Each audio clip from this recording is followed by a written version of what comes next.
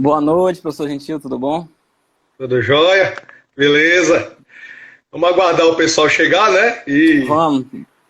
de qualquer forma, né? Eu acho que em algum momento nós estivemos juntos, acho que foi no curso da BO, né? Que você. Isso, exatamente. Eu estava me recordando disso, acho que uma aula que eu fui dar sobre cistos e tumores, se eu não estou enganado. E, E aí a aí, gente nos conhecemos isso. lá. Aí, professor Fernando Pinto, né? Tinha Isso, solicitado o seu nome, muito bem. E naquele momento ali, o pessoal gostou bastante, né? Da proposta de ensino, né? Então, parabéns aí pela conduta em termos de metodologia científica e na parte educacional, que foi muito bem elogiado. Né? Nós tivemos uma mudança de grade um pouquinho lá, e isso, acho que principalmente essa aula aí, a gente deu uma reformulada. Acho que ela não está mais. uhum. Porém, Fernando Pinto, novamente, lembrou do seu nome agora recentemente, e provavelmente nós estamos fazendo aí o convite para você retornar lá. Beleza? Obrigado. Sempre estamos à disposição aqui. Quem fala muito de você também é professor Fernando Nóbrega. Ele deve estar entrando daqui a pouco, né? O Seu professor colega lá, Fernando né? é meu colega lá no Céu Morto Maris, né? Trabalhamos na prefeitura, no mesmo local. Gente boa Isso, demais e tem um conhecimento científico também muito importante, né? Muito bom. beleza. Então estamos bem referendados, né? Pessoas do bem ao nosso lado, né? É verdade, é verdade. Eu também só ouço falar coisa boa do senhor. E Coisa boa. Souza fala, professor É, Fernando também. Então, eu sempre estou escutando. Apesar da gente não ter uma convivência, né, tão próxima, mas assim, a gente acaba ouvindo de outras pessoas. certeza. Isso é bom porque, rapaz, nós precisamos disso aqui, né? Nosso estado é tão pequeno, né? E É, precisa cada vez mais estar articulado para que as coisas melhorem, né? Já de é coisa ruim verdade. já basta. É, Mas eu acho que a tendência são assim, pessoas que estão surgindo aí com ideias boas e com bons relacionamentos. Eu acho que a tendência é coisa muito boa vir aí para a nossa especialização, né? De maneira geral, é né? As verdade. coisas estão fluindo. Acho que é isso aí. Acho que muita gente se formando com pensamentos bem para frente mesmo, pensamentos de agregar. Eu acho que é isso que vai acontecendo, né? É verdade.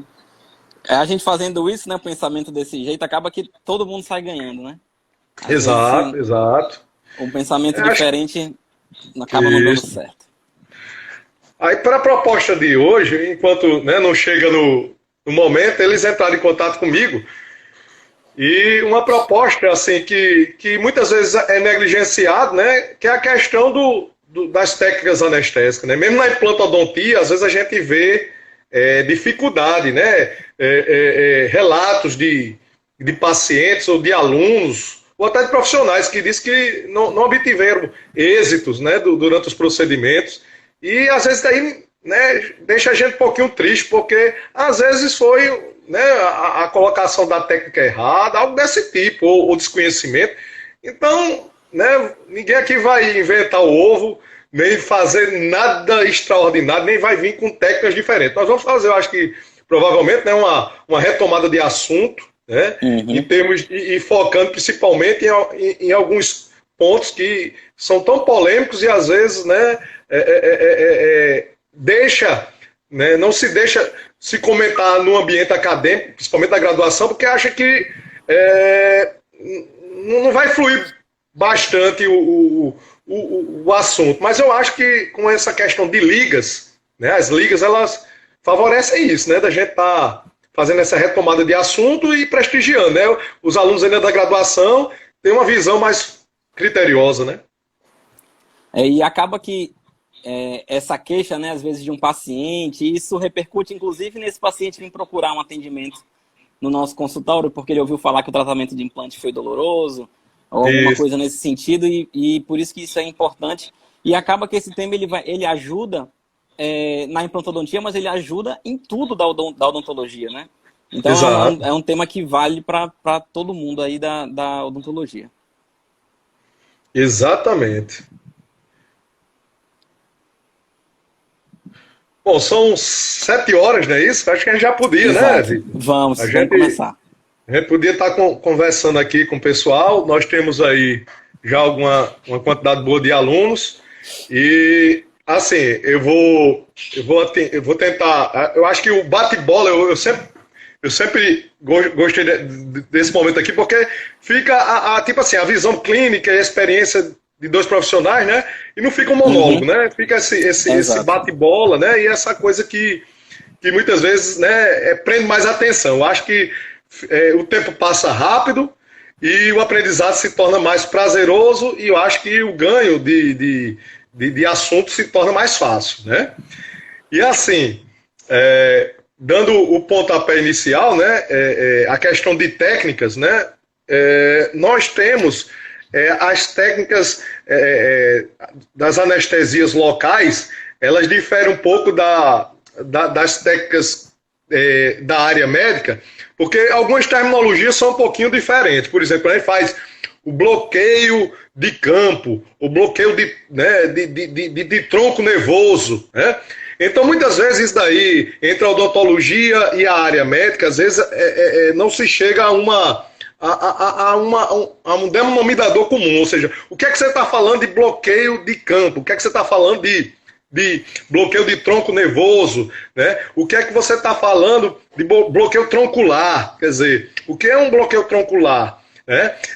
O que seria uma anestesia infiltrativa supraperiosteal terminal. Então são esses termos, às vezes, que passam um pouquinho batido, né? E quando a gente vai correlacionar com algum colega médico, eles tomam outra proporção. Não é isso, Vitor? É verdade. Acaba que tem muita coisa que é peculiaridade da nossa área, né? Apesar de a gente usa termos diferentes, mas acaba que a finalidade acaba sendo bem semelhante, né? Apesar deles usarem alguns termos diferentes. Eu vi aqui pelo que as meninas elas solicitaram, né? Algumas que fizessem algumas perguntas no stories da Liga de Implantodontia. Inclusive, eu nem agradeci, né? Obrigado a Professor Gentil e a Liga pelo convite para essa discussão aqui.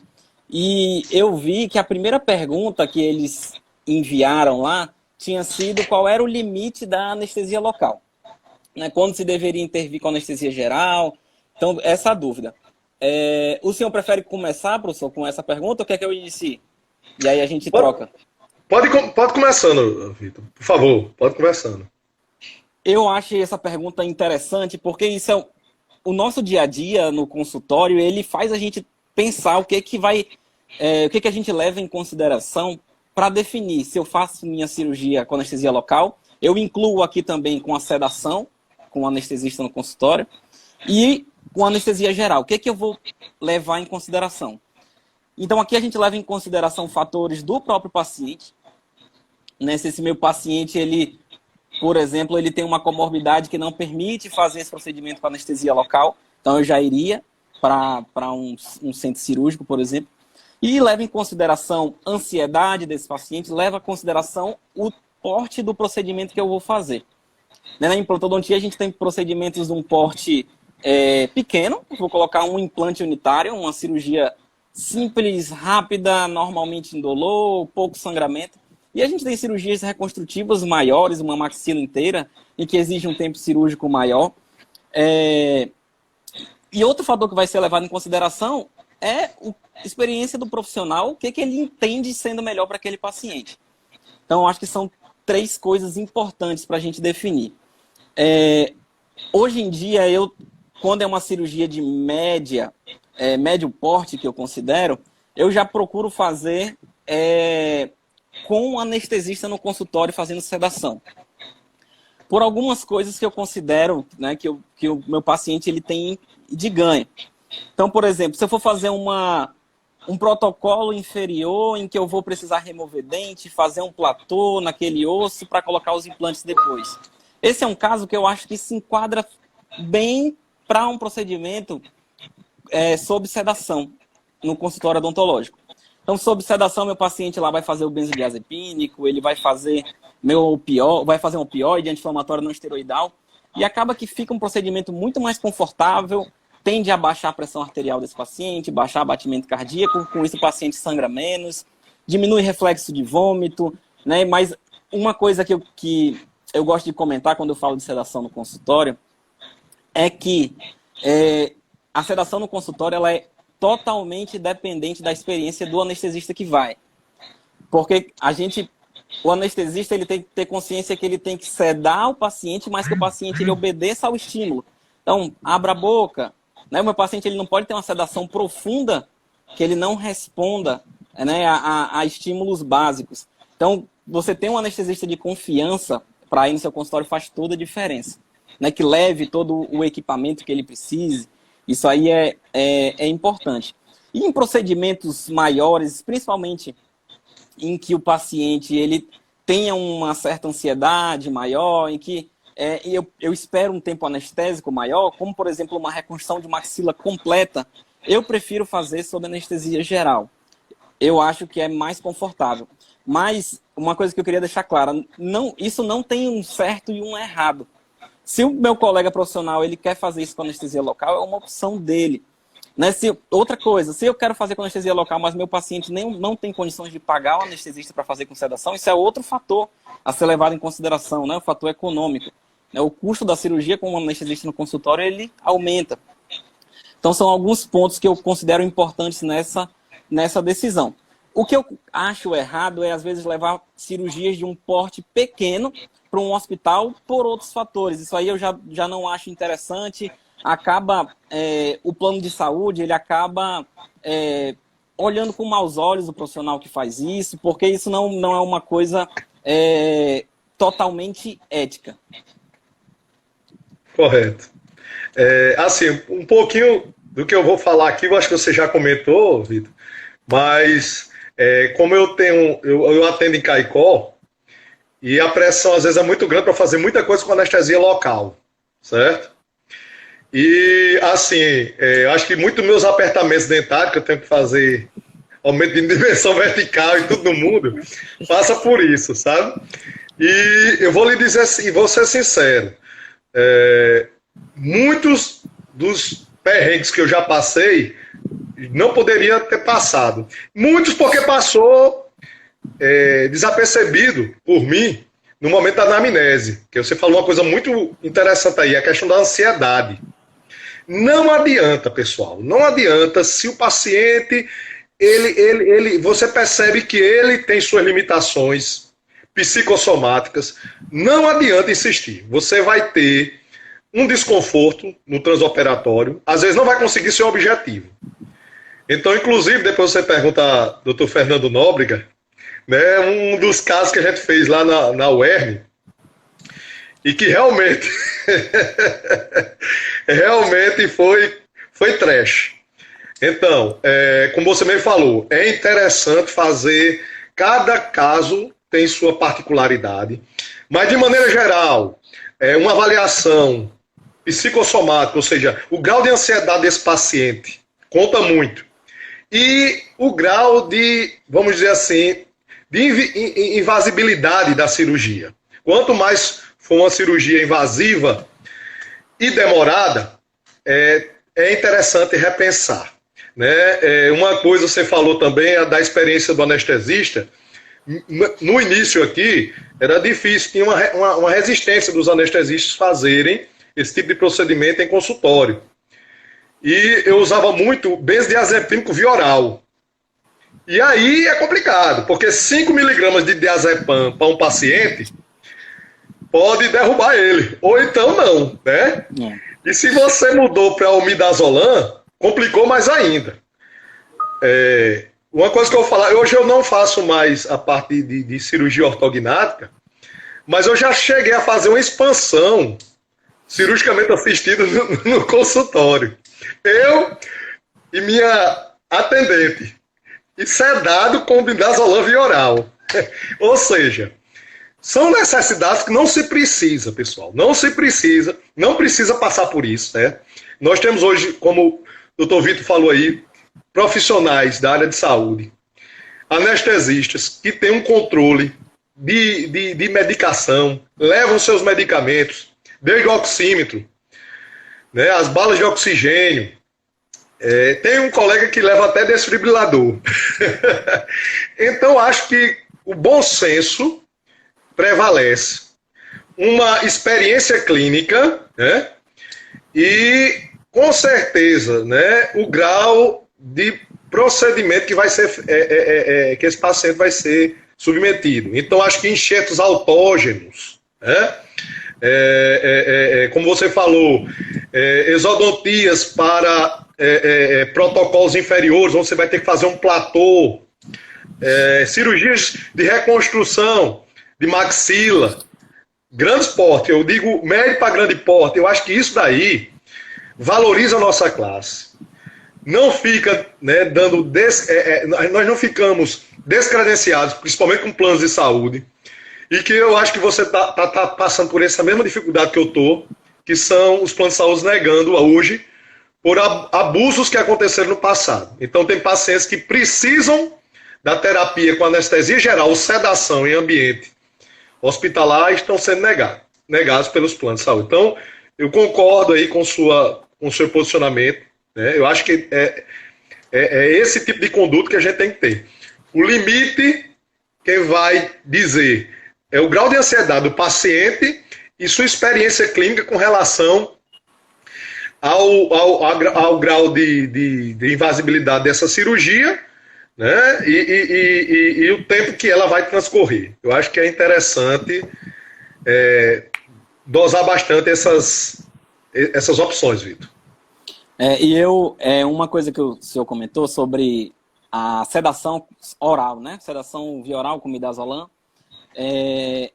que eu acho uma técnica importante e válida. Uma coisa que eu comento sempre que eu falo sobre esse assunto é que só que os alunos eles não tentem fazer isso se não tem um suporte no consultório.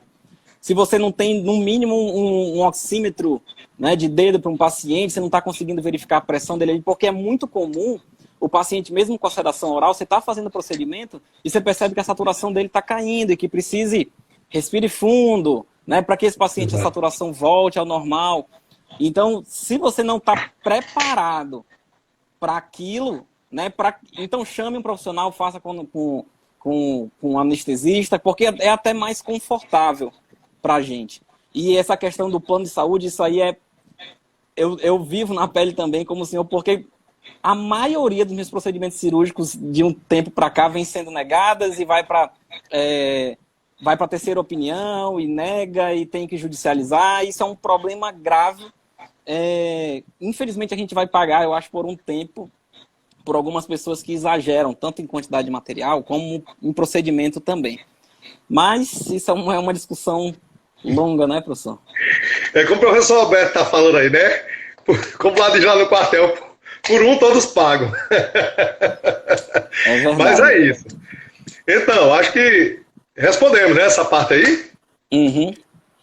Aí tem a outra pergunta aqui que diz assim: como proceder quando verificar uma parestesia no paciente após a cirurgia? Então, pessoal, eu vou fazer agora o início e aí você complementa, certo, Henrique? Então, a parestesia, ela pode acontecer de várias situações, né? Nós temos até a parestesia química, que de certa forma, né, a articaína, tem alguns estudos que, né, estão sendo, né, direcionados para esse tipo de situação, né, para levar esse tipo de alteração nervosa. A parestesia, ela acontece nos nervos sensitivos e é justamente uma alteração que vai de forma patológica, né, por alguns motivos, podem ser ele traumáticos ou físico-químicos, levar a uma perda da sensibilidade desse nervo. Os nervos, geralmente, que podem estar envolvidos, principalmente, são os nervos, o nervo alveolar inferior, o nervo lingual e o mentoniano, né?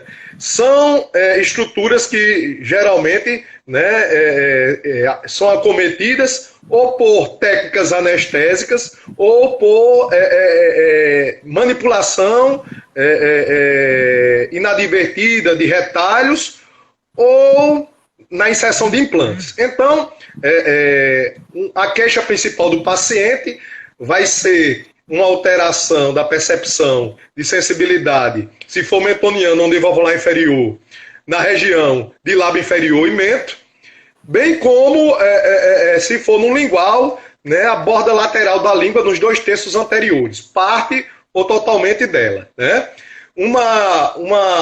Algumas terapias de suporte podem ser instituídas, medicamentosas, que é o caso, por exemplo, do citoneurin, né, que é um complexo B, mas que muitos artigos falam que ele tem mais ação quando essa alteração está relacionada a vírus, como é o caso do herpes, né, ele tem um manejo melhor, né, uma recuperação terapêutica melhor, mas nós temos também um medicamento chamado Etna, que ele é muito bom, né, ele atua justamente na reparação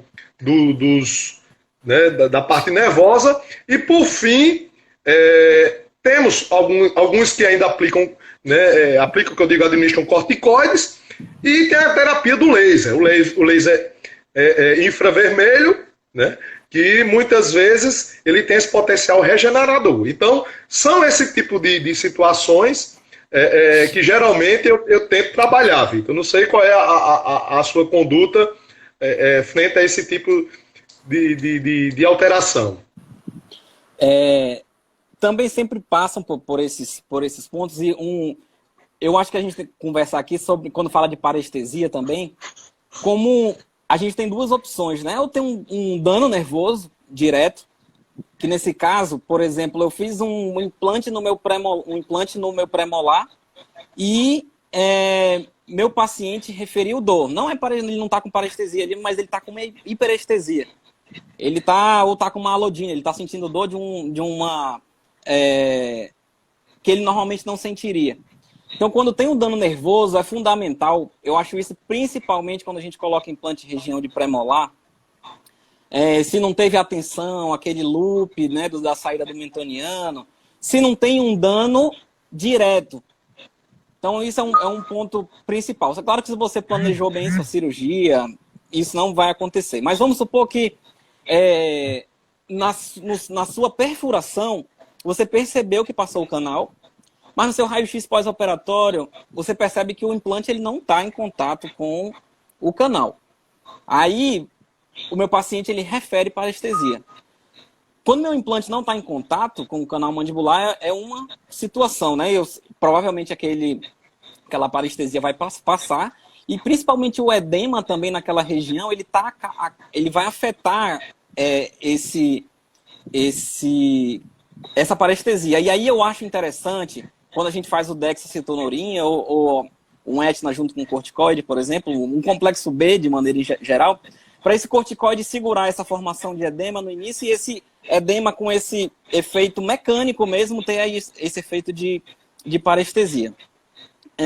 Na minha prática, tanto para terceiro molar ou numa cirurgia de implante, que eu acho mais incomum, eu costumo fazer o complexo B nos pacientes, né? Utilizo o Etna, eu acho interessante, mas eu não tenho a prática de utilizar laser.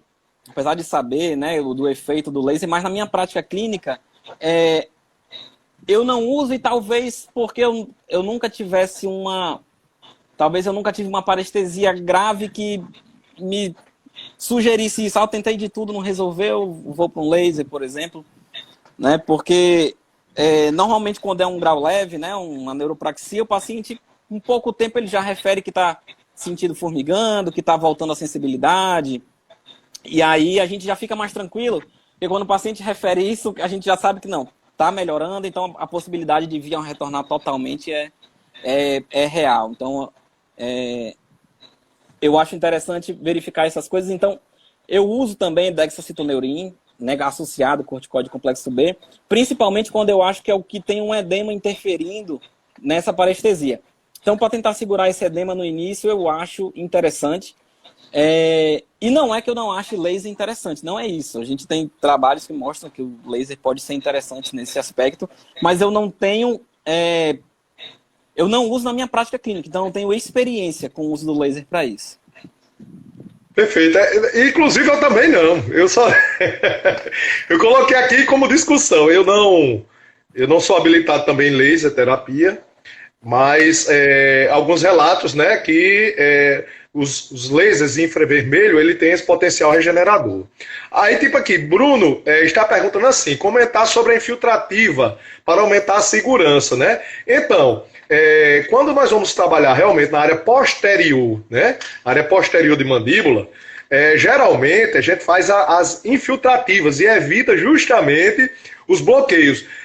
Por quê? Porque dessa forma nós não vamos bloquear o nervo alveolar inferior. E se porventura, né, estivermos instrumentando, né, fazendo o alvéolo, sequência de Broca, e chegar perto do nervo alveolar inferior, se esse bloqueio foi feito, nós vamos perder a sensibilidade desse nervo por parte do paciente. Se nós fazemos a infiltrativa, isso é como se fosse justamente, Bruno, uma segurança. É isso, uma segurança. Quando nós estamos fazendo esse implante, por exemplo, unitário entre um premolar e um segundo premolar e um segundo molar, se a gente faz um bloqueio, a gente perde essa referência, que o nervo está todo anestesiado. Se a gente faz a infiltrativa, no momento que a gente está chegando próximo do canal, esse paciente ele vai ter o desconforto. Então é um tipo de técnica, né, que é preconizado justamente para a gente evitar esse tipo de avanço, né, da instrumentação em áreas nobres. Então, como é um implante unitário, você pode realmente trabalhar com êxito, sem dor, fazendo a infiltrativa. Com relação a essa pergunta, eu concordo com o ponto de vista do professor, mas assim, na minha prática, eu não costumo fazer isso. Porque eu entendo que se eu pedir minha tomografia e eu planejei aquilo ali, que eu tenho segurança do que eu estou fazendo, eu posso fazer esse bloqueio para o meu paciente ter um conforto maior. Mas, mais uma vez, isso é muito de questão pessoal, de escolha. Você vai do que você já viveu e faz daquele jeito. Talvez se mais para frente eu acabar causando uma parestesia no paciente que não sentiu ali, eu mude de ideia, né? Mas eu acho que hoje em dia a gente tem uma segurança com a tomografia muito grande na questão do quanto eu posso ir, até onde eu posso ir. Mas se for aquele caso limite, tem casos que já é um implante curto, né? Qualquer erro milimétrico que eu causar ali, eu posso causar um problema. Aí eu acho mais interessante utilizar a infiltrativa, mas às vezes o canal mandibular ele está passando lá embaixo na mandíbula, que a gente tem 15, 18 milímetros para chegar no canal. Nesse caso, eu não vejo muita necessidade de só infiltrar, mas é uma coisa válida e eu acho que vale a pena, em algumas situações, utilizar sim. Como o Alberto falou aí, né? As cirurgias guiadas traz justamente essa segurança, né? Você faz todo o fluxo digital e aí você tem uma segurança tremenda. Agora é porque, assim, isso às vezes há alguns vícios, né? Quando eu aprendi implante em 2003, aí eu já vou começar a denunciar a minha idade. Aí nós tínhamos as panorâmicas mapeadas, aí era de lascar, né? Mas realmente, então isso são vícios que a gente... Mas o que é que acontece, Vitor? Muitas vezes a gente tem que dar a mão palmatória, né? Eu faço a infiltrativa e o paciente refere dor. Aí eu faço um pouquinho e o paciente refere dor. Aí vai pro bloqueio, né? Então, tipo assim, não existe uma verdade, né? É como você mesmo falou, né? A gente vai vendo um pouquinho... O que a gente tem que fazer é o quê? Conforto pro paciente. Aí isso tem que ser primordial. Então, eu acho que foi legal aí, essa discussão aí foi bom porque viu as duas, né, os dois posicionamentos, muito bom mesmo. Show de bola. Eu acho isso interessante até porque, né, mais uma vez, essa questão não tem certo e errado, né? E o pessoal que está vendo aí ver como um faz e como o outro faz e tentar adotar como ele achar melhor, isso aí é que é interessante, né? Amigo, vamos para a próxima? Vamos. Aí aqui é o seguinte, eu vou passar a bola para você. Qual anestésico de melhor escolha? Né? Pergunta aí, aí saiu da técnica, né? Vai para a parte de substâncias, mas tudo bem. Acho que a gente podia comentar de maneira, né, rápida. Né? Bem, eu acho que, primeiro de tudo, quem está assistindo tem que saber que não existe um anestésico que seja o melhor anestésico do mundo em tudo. Por exemplo, quando a gente se fala muito da articaína, pela questão da difusão da articaína, mas a gente tem que entender que a articaína não é o anestésico perfeito. Né?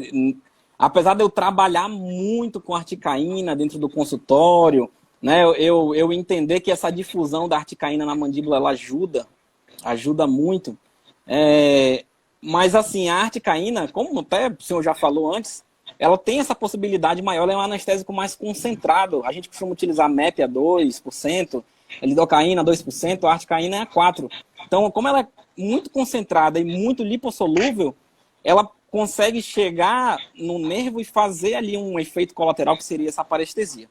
Na minha prática clínica, eu nunca tive parestesia associada ao uso sozinho da articaína, mas eu tenho colegas que já referiram isso. Na minha prática, eu uso com muita frequência no consultório e nunca vi. Outra coisa da articaína é que tem que ter muita cautela no uso da articaína em pacientes de baixo peso. Né? Porque se a gente for fazer a continha lá, que não vai caber agora fazer, mas a gente vai ver que são pouquíssimos tubetes anestésicos que a gente consegue usar, por exemplo, num paciente de 50 quilos. Então, se eu tenho minha paciente lá, magrinha, né, uma senhora, que eu tenho que reconstruir minha maxila no consultório, eu não vou conseguir fazer só 4 tubetes anestésicos para esse procedimento. Então, eu tenho que levar isso em consideração. Se eu fosse pensar na minha difusão do anestésico, somente isso, eu diria que a articaína ela é um anestésico bem interessante. Mas eu acho que não é só esse fator que tem que ser levado em conta. Eu acho que a mepivacaína, por exemplo, funciona super bem para tudo que é tipo de procedimento. A lidocaína também funciona bem. Mas o que eu mais uso realmente é a articaína, mas sabendo que ela pode ter alguns efeitos adversos maiores. E a articaína é um anestésico mais novo. É diferente da lidocaína, que desde a década de 40 lá usam e estudam sobre ela. Por isso que ela é padrão ouro, já estudaram ela para tudo. E a articaína ela é um anestésico mais recente, a gente não usa ele há tanto tempo para saber exatamente como é que ele reage, se realmente causa metemoglobinemia ou não, né, esse tipo de anestésico, por ter essa parte mais parecida com o éster, essa metabolização aí da ortotoluidina, por exemplo. Então, se eu fosse escolher meu paciente normosistêmico de um peso normal, eu escolheria a articaína, mas eu acho que tem que ter muito cuidado em individualizar essa escolha. Perfeito. Eu também, Vitor, eu não tive nenhum relato de parestesia, apesar de alguns colegas comentarem, né? E como você falou, muito bem isso aí. A articaína, se você pegar um paciente com 70 quilos mais ou menos, se você, vamos dizer assim, você tiver que injetar, se eu não estou enganado, são no máximo eu acho, 6 anestésicos. Entre 70 e 80 quilos, são no máximo 6 tubetes. Então você vê que ela é bem limitada. Se você baixar mais um pouco, e é que é a questão, né? Não é a questão aqui que está fazendo as continhas, mas ele é um tipo de anestésico que tem que chamar a atenção. Então, já que a gente entrou nesse papo aqui de soluções e a Lídia aí, professora Rayane, disse, ei, fala aí sobre complicações, né? Aí disse, sim, ó, então vamos lá. Vamos fazer um bate-bola. Um exemplo. Aqui, no final, aí eu já estou puxando algumas perguntas que estavam no final, tá certo? Aí depois a gente retorna. Já que começou um pouquinho sobre soluções, vamos fazer então um bate-bola aqui, um exemplo. De maneira bem lógica, né? Vamos lá. Vamos escolher alguns pacientes aqui considerados em condições especiais, né? Que são os hipertensos, diabéticos, o que você falou aí é hepatopata, o que mais? Grávida, um renal crônico. Vamos fazer um bate-bolazinho, né? Exemplo, com relação à hipertensão, que eu digo muito, hipertensão não é doença, é sinal clínico. É isso? Não existe a doença hipertensão. A hipertensão é um sinal que vem de acordo com alguma alteração, seja ela vascular, coronária, cardíaca, perdão, seja ela hormonal, ou seja ela psicossomática, né? A síndrome do jaleco branco. De maneira tal que a gente precisa, às vezes, com relação à cardiopatia em si, é o que eu digo muito para os alunos. Todo vasoconstrictor ele vai ter alguma alteração central. Eu digo central no coração ou nas coronárias. Por exemplo, a adrenalina, eu não estou falando aqui de solução anestésica, mas de vasoconstrictor. A adrenalina ela tem ação inotrópica, né? Ou seja, ela vai aumentar as contrações no músculo cardíaco e vai favorecer a contração das artérias. Então, ela tanto aumenta a frequência cardíaca como a pressão arterial. A felipressina, ela tem uma característica de ser um potente vasoconstrictor coronariano. Então, ela não atua no coração, mas ela atua na coronária, ela contrai as coronárias. Então, de hipertensão, né, geralmente, né, o ideal é o bom senso, falar sempre com o cardiologista, explicar ele que nosso anestésico é 1 para 200 mil e não 1 para 1000, né, como eles usam, e chegar ao bom senso. Porque se a gente ficar, se a gente dizer assim, não, felipressina serve para tudo. A felipressina, ela em algumas situações, ela vai contrair as coronárias. Se o paciente tiver uma angina pectoris, né, você, que é uma das cardiopatias, né, você está contribuindo, né, para uma possível isquemia. Então, eu acho que o uso do vasoconstrictor de maneira racional, discutida com o cardiologista e sempre verificar aí sim o conhecimento das doses que estão dentro do tubetezinho. O senhor falou uma coisa interessante, né? Que a gente usa 1 para 100 mil, eles usam 1 para 1000, e eles não têm obrigação nenhuma em saber que a gente usa 1 para 100 mil. Então, exato, uma coisa que eu comento, sempre que eu converso sobre esse assunto, é que a gente tem que parar de mandar mensagem, mandar carta para o cardiologista pedindo autorização para usar vasoconstritor. Quem decide isso é o profissional, por isso que a gente tem que conhecer essas coisas que o professor estava comentando, o professor Gentil estava falando. A gente solicita a ele que ele adeque esse paciente sistemicamente, para que a pressão dele volte a um padrão aceitável. Lembrando que a gente está falando de implante, é um procedimento eletivo, então o paciente está com a pressão 18/11, né? Esse procedimento não é de urgência, então o ideal é que ele faça esse controle. Esse paciente ele não tem doença de base e é hipertensão pelo jaleco branco.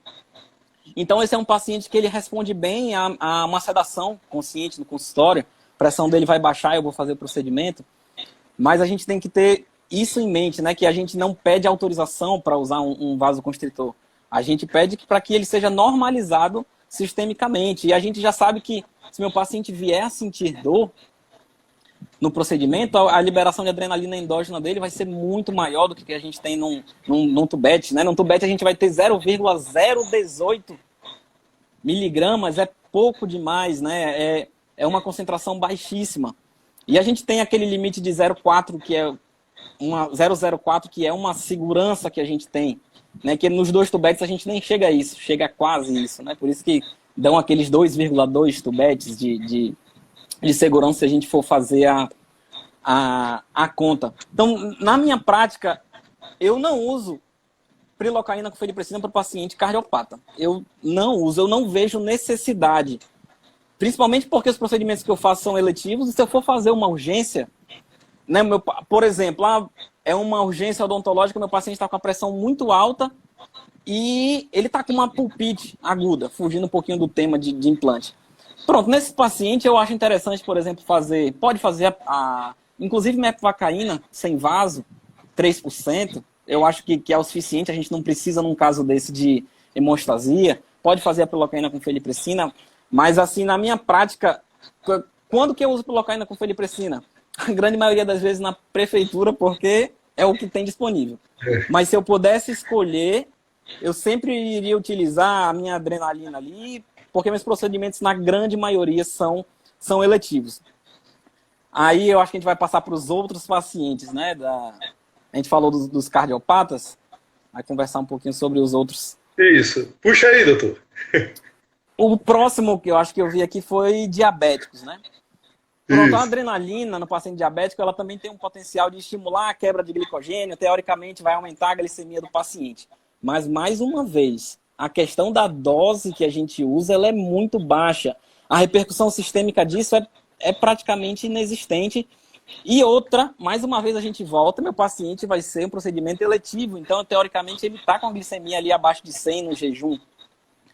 É diferente de eu ter um paciente com a glicemia 200 e pouco, e ele chega para fazer um procedimento. Isso é uma coisa diferente. É uma situação diferente, que realmente, talvez aqui, nesse caso, seja interessante. E só passando por um outro ponto, esse paciente que tem a glicemia descompensada, não é interessante fazer corticoide para ele, se eu por algum motivo for fazer. Porque o corticoide também ele tende a aumentar a glicemia do paciente, e isso é perceptível clinicamente, isso não é pouco perceptível. Então é um cuidado que a gente tem que ter com o paciente diabético. Então, se eu trato um paciente diabético e ele me diz isso, eu vou solicitar exame laboratorial, não estando dentro da normalidade, né, ele está controlado sistemicamente, eu vou continuar utilizando minha adrenalina nesse paciente. Uma coisa que eu não comentei aqui é que a noradrenalina eu nem coloco nesse meio, porque já é um vasoconstritor que a gente realmente não utiliza mais. Eu vi que o Dr. Alberto tinha comentado lá em cima, eu esqueci de falar, ele falou da ropivacaína, que infelizmente a gente não tem no consultório, né? A gente não vai numa dental para comprar um tubete de ropivacaína. Se tivesse, seria ótimo, né? Um anestésico que já tem ali um efeito vasoconstritor junto, seria muito bom. E realmente a gente só consegue utilizar, hoje em dia, em hospital. A gente ainda não tem esse anestésico para vender em dental. Perfeito. O senhor quer comentar alguma coisa dos diabéticos, professor? Não, acho que é isso aí. Continua sendo bom senso, né? Perfeito. Uhum. Ou seja, a feliprecina ela vai entrar muitas vezes em situações que você não vai ter opção, né? E um dia eu estava assistindo uma palestra de uma endócrino e eu não quis colocar ela contra a parede, porque eu ia perguntar, doutora, e a adrenalina? Nós que utilizamos um tubete de 1 para 200 mil, qual é a sua recomendação? Quer dizer, aí ia ser uma pergunta, né? Ia ser complicado, né? Ou seja, ela não teria essa resposta como nós não temos, né? Então, o que a gente tem que ter é bom senso, né? É bom senso, né? Tirar esse paciente dessa alteração, principalmente porque nós estamos trabalhando com situações eletivas, né? Chegar ele com a glicemia, e aí eu acho que é interessante rapidamente comentar um pouquinho sobre os exames, né? Então você deixa pedir uma glicemia em jejum a uma hemoglobina glicada, ou glicolizada, né? A curva glicêmica, acho que é sempre bom. Isso para você ter essa prática de estar interagindo com o paciente, e assim, estando alterado, aí você começa a interagir também com o endócrino. Eu acho que a gente tem que ter mais esses conhecimentos, de estar, né, descobrindo situações que nós somos treinados para isso dentro da graduação, nós temos as competências e habilidades trabalhadas, e às vezes a gente fica meio tímido de trabalhar isso e de conversar, tá certo? Nós não vamos sugerir tratamentos, né, de quantidade de insulina, nem se vai ser uma metformina via oral ou se vai ser aplicada. Mas nós vamos dizer que esse paciente está numa condição alterada, que a gente precisa fazer um procedimento e que precisa que esse paciente ele seja controlado. E aí é como você falou, realmente, o senhor da cirurgia somos nós, ninguém autoriza. Quem autoriza somos nós. Nós somos responsáveis por tomar decisões. E a decisão de fazer ou não o procedimento de implante é nossa. Tá certo? Agora, claro, se a gente está diante de algo que está alterando esse paciente, a gente tem que pedir vamos dizer assim, uma avaliação do especialista, porque nós não somos especialistas naquela área. Ele vai nos dar uma avaliação. E cabe aí a gente julgar se é necessário ou não fazer tais procedimentos, e aí vem a questão toda de bom senso, de ética, né, e de situações que nos levam a trazer o melhor tratamento para esse paciente. Eu acho que chegamos bem ao diabético. Aí qual é o próximo, doutor? O que eu tenho aqui nas perguntas era hipertensos, cardiopatas e diabéticos. E diabéticos, sim, né? Mas a gente falou que ia comentar sobre paciente com problema renal também, não foi? Sim, os problemas renais, né? De maneira geral, né, assim, o paciente os aminosamidas, né, que são os anestésicos que a gente usa, né, eles têm uma excreção, uma metabolização no fígado, e ele tem uma excreção só 3 a 7%, variando de medicamentos, que são excretados ativamente. Então, são anestésicos teoricamente seguros. E o que vale, eu acho que mais importante aí, antes de estar falando de anestésico A, B ou C, seria o tempo, né, da intervenção, né, que são entre as sessões de hemodiálise. Esse, sim, é um fator primordial para se ter uma conduta mais assertiva e sem alterações, né, que possam lá prejudicar, né, o andamento do tratamento desse paciente. Algo para comentar também, Vitor? O paciente com problema renal é um paciente interessante para a gente fazer uma avaliação geral dele, né? Assim, a gente está focando em técnica anestésica aqui, o professor já comentou bem, mas a gente é um paciente para a gente solicitar. Esse paciente ele já tem exames recentes, né? O paciente que faz a diálise dele faz exame com frequência. Então, a gente avaliar, ele normalmente é um paciente que tem anemia, né? É um paciente que não produz eritropoetina, é um paciente que ele vai ter essa deficiência do estímulo, né? Da produção dessa hemácia. Então, a gente tem que avaliar esse paciente, qual o nível de anemia dele. Anêmico, na grande maioria das vezes, ele vai ser. Mas isso é uma repercussão para a gente, que se for uma leve, a gente não vai ter tanta importância clínica. Se ela for grave, né, ela já vai ter. Esse paciente normalmente faz uso de ferro, ele faz uso da eritropoetina, né, para tentar esse estímulo. É um paciente para a gente avaliar direitinho. E ele pode vir até alguns problemas até de coagulação, como o professor comentou, principalmente pelo uso da heparina, e aí a gente tem que intercalar esse uso. Fazer no dia seguinte a que ele faz a hemodiálise, né? Mas é um paciente em que o anestésico local, se a gente usar uma lidocaína com adrenalina, seguro, a gente consegue tratar esse paciente. A gente só vai tender a fazer procedimentos menores. Se eu tenho um procedimento grande para fazer, eu vou tentar fazer em partes para ele, para que não seja uma quantidade exagerada de anestésico. Rayane perguntou aqui sobre gestante. E, assim, uma coisa que tá com dúvida, lidocaína com adrenalina, né? Que você não vai errar. Tem muita gente que pergunta, mas por que a mepivacaína não é o ideal, né? A mepivacaína é um anestésico que tem uma taxa de ligação proteica alta, então, teoricamente, ela teria menos anestésico livre para complicar para esse paciente. É porque, apesar disso, a mepivacaína, ela tende a passar a barreira placentária com mais facilidade do que a lidocaína. Então, o padrão ouro numa gestante seria a gente usar lidocaína com epinefrina. Mas tem os que a gente não pode usar também, né?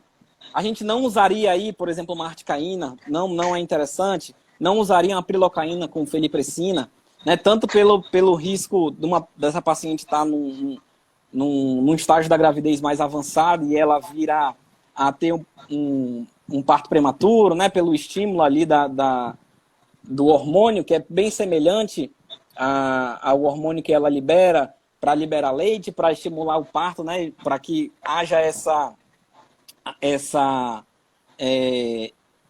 como é que eu posso dizer, nesse estímulo do parto, que haja a contração intrauterina. Então, prilocaína com feliprecina, nem pensar nesse tipo de paciente também.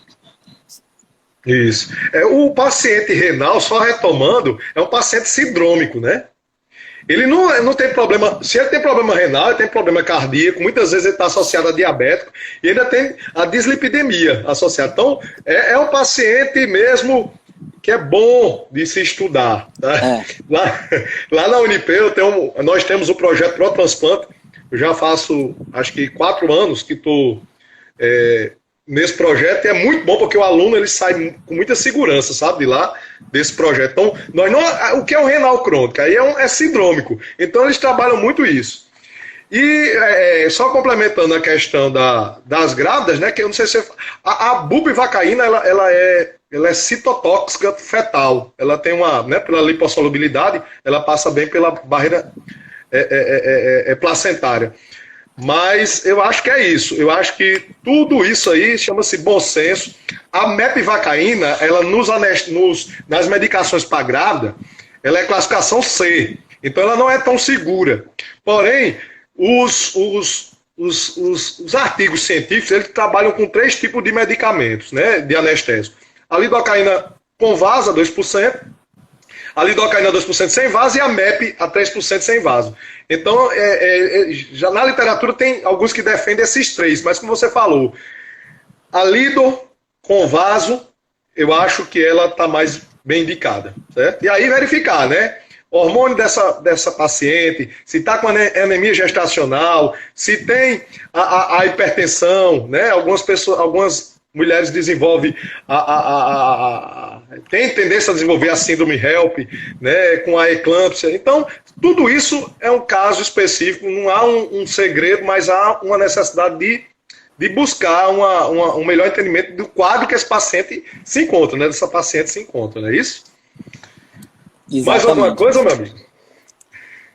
Eu acho que renal, gestante, a gente pula para outras perguntas ou alguma outra complicação sistêmica?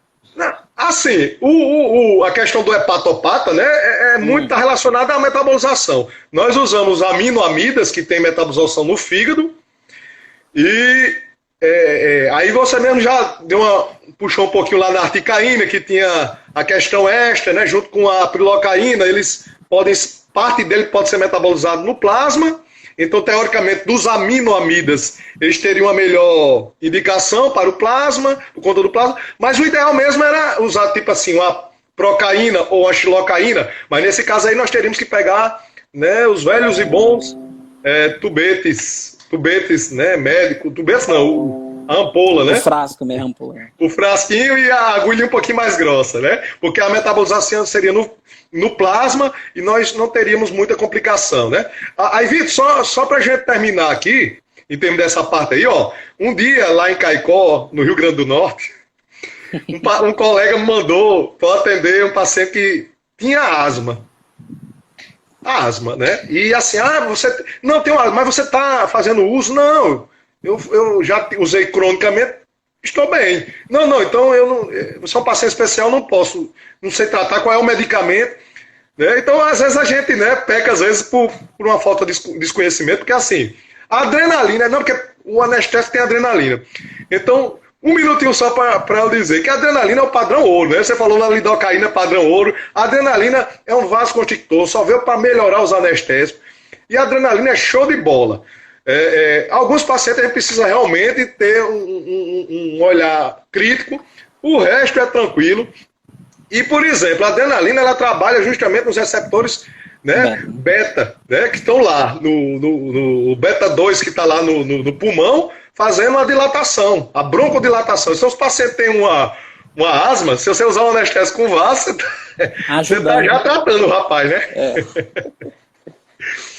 Eu ia comentar exatamente isso, que muita gente esquece, né, desse efeito nos receptores beta 2 aí da adrenalina, e que a gente acha assim, né, faz vasoconstrição, mas calma, é broncodilatação, é receptor beta 2, e acaba tendo você pode ter a vasodilatação tardia justamente por esse receptor beta, né, na adrenalina, e são coisas interessantes mesmo. A adrenalina tem muita vantagem, então a gente tem realmente que conscientizar cada vez mais das vantagens dela, e que as desvantagens, dependendo da dosagem, ela vai se tornar uma desvantagem, mas na dosagem que a gente usa, e respeitando aí esse limite, né, para os pacientes saudáveis, é muito difícil que a gente tenha algum problema com o uso de adrenalina. Perfeito. Então, acho que assim, da questão de soluções, né, que fugiu um pouquinho, mas eu acho que foi uma discussão boa, né, produtiva. Voltando um pouquinho para a técnica, Vitor, não sei se você também está olhando aí, eu não sei onde é que a gente parou, mas tem tipo assim, qual técnica anestésica para reconstrução da maxila, né? Assim, você comentou que, né, tem uma preferência para reconstrução de maxila, fazer, né, com ou sedação ou anestesia geral. Eu também acho uma importante, né?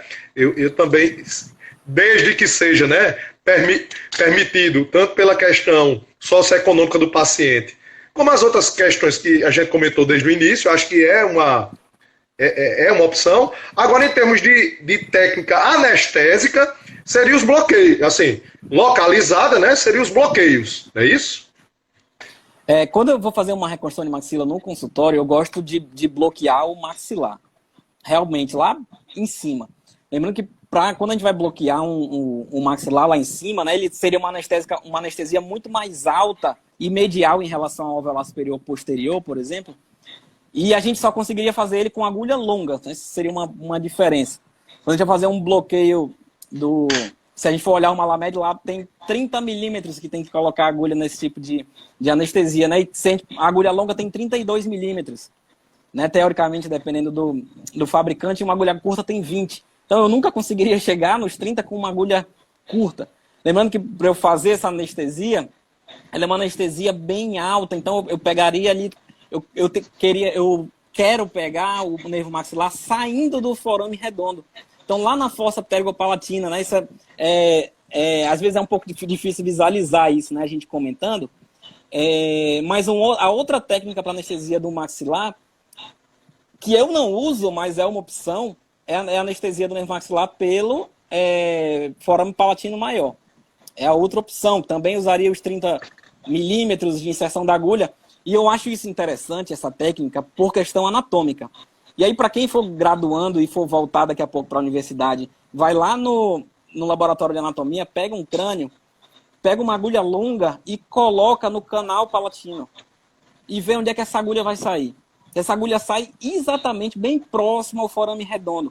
Por isso que se você acertar essa passagem pelo canal, você teoricamente vai conseguir uma anestesia do nervo maxilar. Então, para quem tiver essa curiosidade, isso é uma forma de gravar um pouquinho o que é fossa pterigopalatina, onde está o forame redondo, meu ponto de tentar chegar naquele bloqueio ali da melhor maneira. Então, quando eu faço no consultório, bloqueio do maxilar e faço as infiltrações, por questão de hemostasia.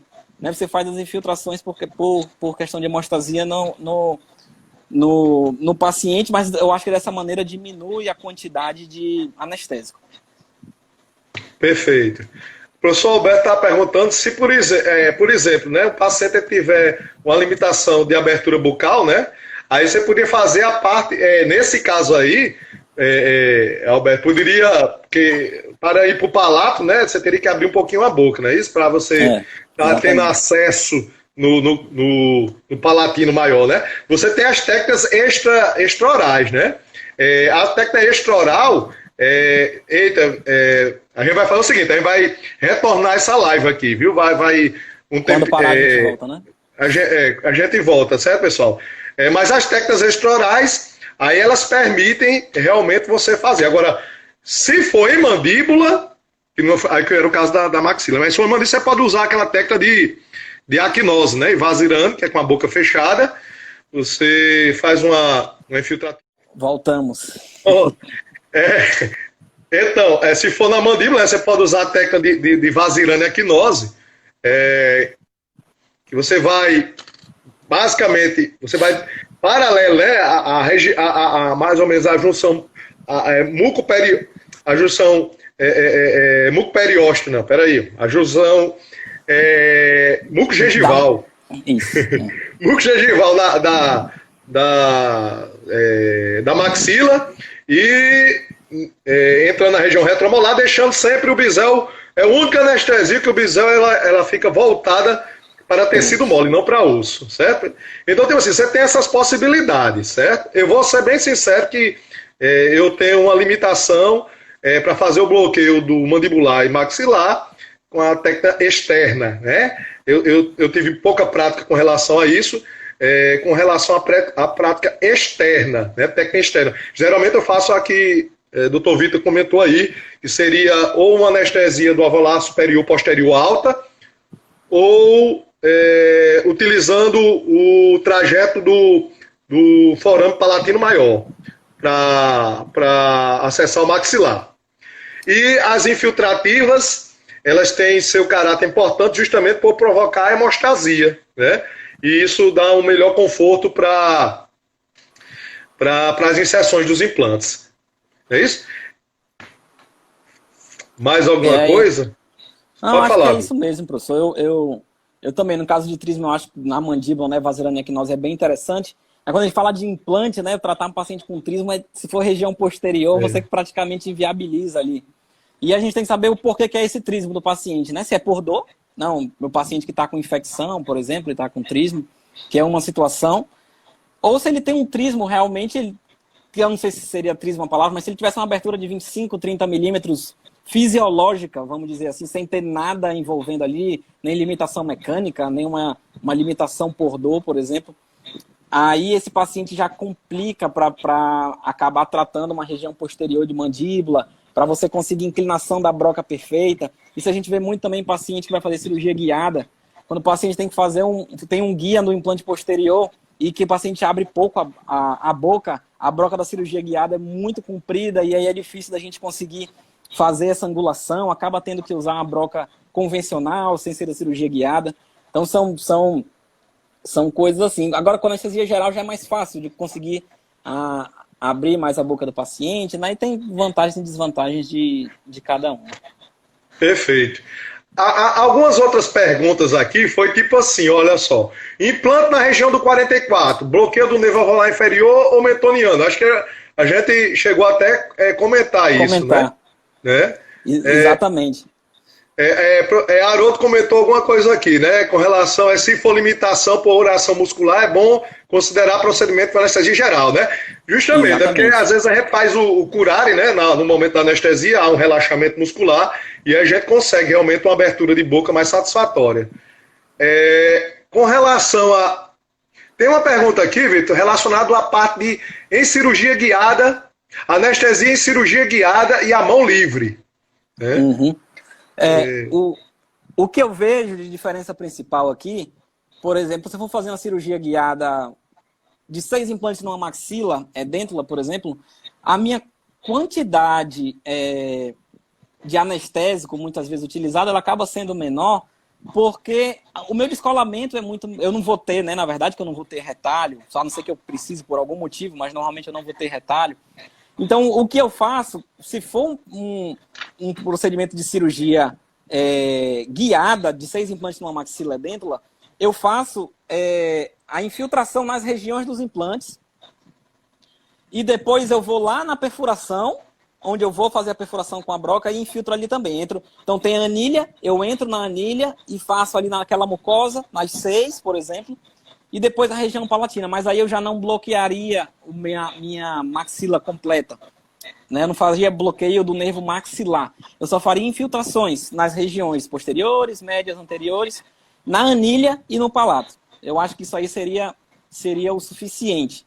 Às vezes a gente tem que ter cautela quando nessa questão da cirurgia guiada, numa maxila, por exemplo, que se a gente não anestesia bem antes de colocar o guia, a gente acaba se complicando depois com o guia instalado, em que a gente não consegue mais anestesiar exatamente na região que a gente quer. Então, às vezes, eu falo por mim, quando eu fiz meus primeiros casos de cirurgia guiada em maxila, eu anestesiei pouco, e quando já estava com guia, eu já tive essa dificuldade. Meu Deus, agora tiro o guia porque eu vou perder um pouquinho de referência para anestesiar.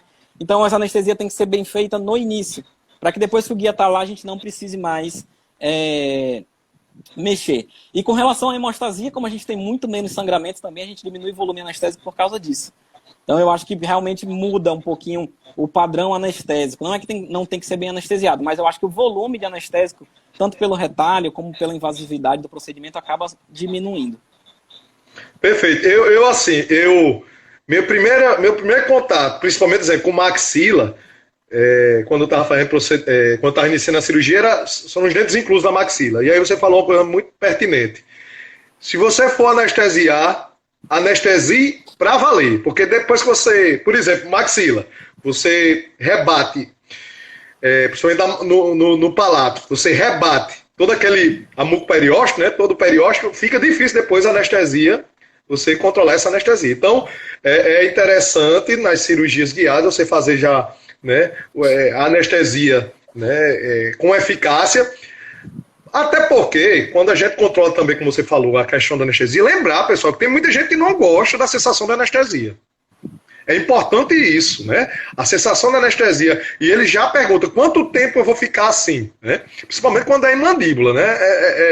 É uma pergunta clássica, né? E eu acho que uma das coisas que vai estar se desenvolvendo aí é justamente os famosos reversores, e para a gente ter também essa oportunidade de estar né, diminuindo essas sensações que às vezes tornam-se desagradáveis, né, no pós-operatório. Bom, com relação a outra pergunta que eu acho que se a gente ainda não respondeu, foi qual a melhor técnica para controle da dor transoperatória. Isso daí, você mesmo comentou, né, que não existe, você comentou com relação ao anestésico, né, não existe o melhor anestésico, existe a circunstância, não é isso? Existe a circunstância. Com relação às técnicas... Né? Eu acho que muito mais importante do que o anestésico aqui nessa pergunta é técnica em si, né? Independente do anestésico que se use, só a técnica é muito mais importante do que o anestésico. Perfeito. Então, tipo assim, quando nós priorizamos, por exemplo, os bloqueios, é sabido que os bloqueios, né, eles têm o quê? Um tempo anestésico bem maior do que as infiltrativas. Então, o tempo anestésico dos bloqueios, ela é mais eficaz. Então, o que você está pretendendo? São procedimentos que vão durar um pouco mais, então vocês vão optar sempre por bloqueios, né? Procedimentos que têm um tempo mais mínimo, então você já pode estar aí associando ou apenas, né, estando com as infiltrativas. Então, são situações que devem ser de cada situação, mas lembrando bem que a anestesia, ela tem um nome, anestesia infiltrativa terminal supraperiosteal. Então é interessante a gente colocar esse anestésico, né, para que o periósteo ele absorve esse anestésico. Então a técnica anestésica, como ela está sendo aplicada, né, perto dos nervos, né, lá do nervo auricular inferior, então tem toda aquela referência, perceber se existem os sinais clássicos da anestesia, que alteração na percepção do lábio inferior, 2/3 anteriores da língua, quer dizer, tudo isso antes de iniciar, né, dá uma segurança muito grande para o transoperatório, e o paciente ele percebe que você conseguiu uma profundidade anestésica satisfatória. E aí eu acho que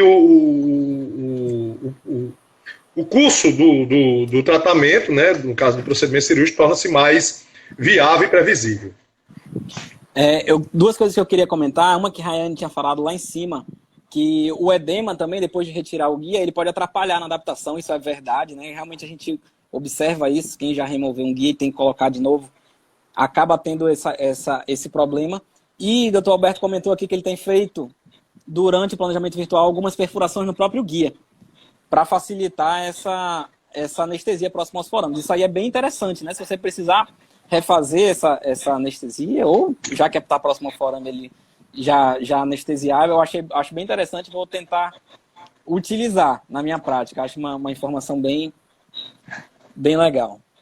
Sim, uma coisa que eu esqueci de comentar, eu, há pouco tempo, principalmente nesse tempo de quarentena, eu resolvi fazer um canal com vários no YouTube, com vídeos sobre anestesia, farmacologia, sobre várias coisas que eu considero interessante. E tá bem legal lá, então quem quiser, o nome do canal é Dr. Vitor Diniz, quem quiser seguir, fique à vontade, que toda semana eu estou postando um vídeo por lá. Perfeito. Eu acho que teve alguém perguntou isso sobre, eu acho que não sei se já saiu, era sobre o lúpus eritematoso sistêmico, né? Com relação ao anestésico. E na verdade, o lúpus ele pode também ter uma alteração, né, cardiovascular.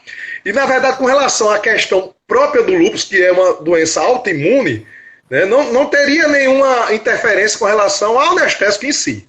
Agora, quais as alterações estão pertinentes e que essa paciente apresenta, né, com relação à doença autoimune que ela se encontra, aí sim a gente gera o debate. Então, acho que aí não existe uma regra, existe justamente a anamnese para a gente ver o quadro que essa paciente se encontra, e aí sim você pode dizer que um anestésico ou outro está melhor indicado, mas pela doença em si, ou se tratar uma doença autoimune, não existiria uma contraindicação absoluta com relação à solução anestésica. Porque acho que foi logo no início que passou essa pergunta e agora eu estou me lembrando. Mas eu acho que foi produtivo, Vitor, aqui, eu acho que a gente conseguiu responder. Eu não sei se tem mais alguma alguma situação que querem abordar, né? Bruno está perguntando algum quadro aqui neurológico, né? Então, pacientes com convulsões, eu digo neurológico, eu vou puxar para a questão da convulsão, né? Mas a convulsão em si, de maneira geral, o paciente ele deve estar sendo tratado de maneira, independente do anestésico, ele deve ser tratado de maneira que esse paciente ele esteja compensado, seja um paciente que a gente não cause estresse emocional nele, então aí já pensar em alguma coisa relacionada à sedação via oral, seja ele por medicamentos via orais ou até com a ajuda assistida do anestesista, e de maneira que esse paciente esteja bem alimentado e que não seja produzido estresses por mensagens não verbais, tipo expressões ou barulhos, zoada, sonoro, até o próprio foto, né, da cadeira odontológica. Se você fizer uma aplicação e tiver uma reação, né, do estímulo, né, dos fotorreceptores, né, da retina, isso daí pode até desencadear uma ativação do sistema simpático e esse paciente vinha a ter uma crise. Mas, claro, esse paciente está descompensado. Então, o ideal para pacientes neurológicos é que eles estejam compensados. Acho que não existe nenhuma contraindicação. E cuidado na técnica, né, que é a questão da administração em vasos, que isso daí pode realmente dar uma superdosagem. E os anestésicos, quando eles desenvolvem a toxicidade sistêmica, uma das situações é levar às convulsões, né? O anestésico em pequenas doses ele é anticonvulsivante, mas em grandes doses ele passa a ser convulsivante. Não é isso, doutor Vitor? Acho. Exatamente. É até parecido com a repercussão sistêmica, né, no coração e no sistema nervoso central, né? Eles vão primeiro deprimir, mas depois eles podem excitar esses dois e o paciente vira a ter algum problema. No paciente com convulsão é sempre importante perguntar há quanto tempo que não tem crise, né? Qual é a frequência das crises, o que desencadeia essa crise. Esses pacientes com complicações sistêmicas, todos eles na maioria das vezes a gente evita problema tudo antes do procedimento cirúrgico, na nossa anamnese, sabendo tudo que aquele paciente tem. Se acontecer alguma emergência ali, alguma urgência, a gente tem que estar preparado, mas a gente evita muito pela parte pré-operatória. Perfeito. E assim, o colega está perguntando, exemplo, quadro de pânico, né? Olha, o quadro de pânico, no meio de um procedimento, né, aí tem que ter o poder de persuasão do cirurgião. Primeiro, eu vou dizer por conta própria, isso daí muitas vezes é falha nossa, né, em diagnosticar que esse paciente ele não estava preparado para fazer aquele procedimento, e o doutor Vitor vai perguntar justamente depois qual foi a história que teve lá com o Fernando Nóbrega, eu e Fernando Nóbrega lá na UERN. Então isso daí foi um quadro de pânico no procedimento de enxerto autógeno, né? Então, isso daí eu acho que a complicação foi mais por falta de habilidade minha, principalmente minha, de reconhecer na anamnese que essa paciente não era paciente para estar naquela situação. Então, esses quadros de pânico, muitas vezes vocês conseguem, tratar ele na prevenção, porque durante o procedimento, muitas vezes, esse paciente não vai deixar retomar, e lembrar que o estresse, ele implica diretamente na qualidade do anestésico local, certo? Na qualidade do anestésico local. E aí, meus amigos, alguma coisa aí, Vitor? Não, acho que é isso mesmo. Lembrar que esses pacientes com ansiedade, pânico, a gente tem a escalinha de Corar lá para fazer as perguntas para eles, né? Que são perguntas básicas, né? Se você for ser atendido no dentista amanhã de manhã, qual é seu nível, né, de ansiedade, de preocupação? Ele vai respondendo, e dependendo do nível ali do que ele responder, a gente pode indicar uma sedação consciente ou um centro cirúrgico mesmo para esse paciente. Perfeito. Pessoal, a avaliação pré-operatória é a principal, né, arma de diagnóstico que você tem para muitas situações. Desde para que você saiba escolher a melhor técnica anestésica, que era o objetivo dessa aula, mas também para que você tenha ciência de indicação de solução anestésica pertinente, e com isso você muitas vezes está evitando os acidentes, né? Quando a gente diz acidentes, os acidentes geralmente são transoperatórios, né? E aí muitas vezes você está eliminando esse tipo de procedimento. Eu acho que eu nunca tinha, né, feito alguma aula com o Dr. Vitor, acho que foi uma experiência boa, né? É um profissional que a gente percebe que está atualizado, competente no que se propõe a estar trazendo, que é justamente essa qualificação relacionada, né, à questão acadêmica. Espero que a gente tenha outras oportunidades de estar junto, Vitor. E deixo aqui também meu agradecimento aos que aqui fizeram presente, tanto na outra live como nessa. Agradecer à professora Rayane, que preside brilhantemente essa liga e que está trazendo bastante frutos, né? Trazendo uma educação continuada, né? Principalmente nesse tempo de quarentena aí, onde muitas vezes não estamos, né, com acessos limitados a algumas informações, e dizer que estou também aqui, né, à disposição para situações futuras que se achem pertinentes à minha presença, e agradecer a professor Vitor pela parceria aí, né? Aprendi muito hoje também com você, tá certo?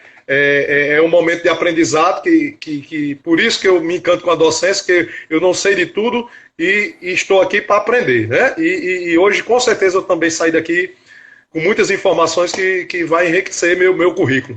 Obrigado, professor.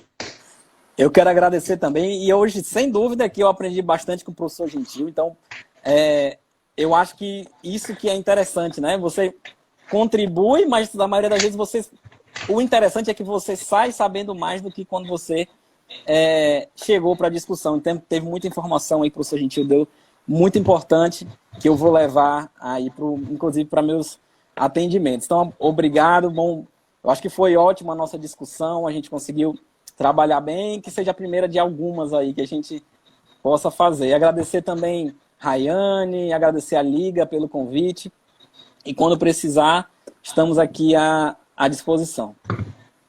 Beleza, pessoal. Então, uma boa noite, né? E aguardamos a próxima, né, Vitor? Abração. Um abraço. Tchau, tchau. Até mais.